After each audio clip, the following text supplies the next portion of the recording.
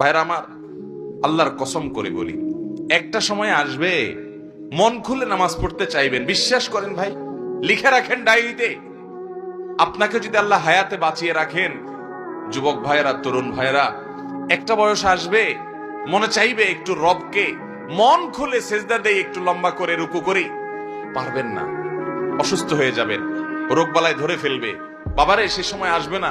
বৃদ্ধ মুরব্বীদেরকে, চাচাদেরকে জিজ্ঞাসা করেন, চাইলেও অজু ধরে রাখতে পারে না, নামাজ পড়তে পারে না, চাইলেও পারে না। একটা সময় আসবে চাইবেন, পারবেন না। নামাজটাকে সুন্দর করেন, সময় মতো পড়েন। অনেক রাকাত নামাজ পড়বেন, নফল নামাজ পড়বেন। এটার চাইতে উত্তম হলো ফরজটা পড়লেন, মূল সুন্নত গুলাই পড়লেন, কিন্তু ধীরস্থিরতার সাথে পড়লেন। 10 রাকাত তাড়াহুড়া করে পড়ার চাইতে 2 রাকাত আস্তে আস্তে পড়া অনেক বেশি। নামাজ সুন্দর করবেন তো ইনশাআল্লাহ। আজকে আপনাদেরকে একটা কথা বলে রাখি, আপনারা যখন মসজিদে যাবেন একটু খেয়াল